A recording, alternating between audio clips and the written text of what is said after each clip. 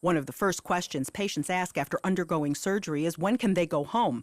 They rarely think about the possibility that a complication could bring them back to the hospital. Patients simply don't want to be readmitted to the hospital, and they'd certainly rather sleep in their own bed rather than a hospital bed. And hospitals can face financial penalties if readmission rates are too high.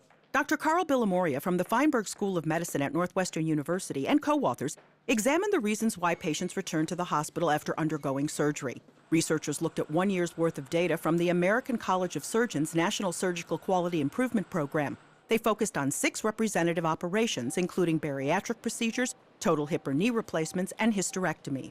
In the time frame that we studied, roughly 30 days after the surgery, we found that about 5.7% of patients were readmitted to the hospital.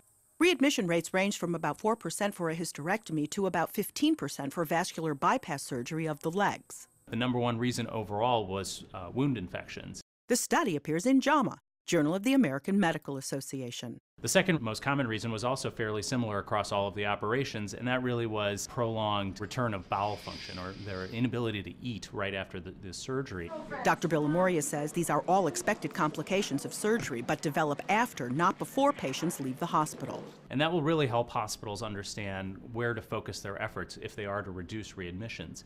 It also gives policymakers some information about how to craft readmission reduction programs going forward, particularly for surgery, because the reasons for why patients are coming back to the hospital really relates to expected complications. Catherine Dolph, The JAMA Report.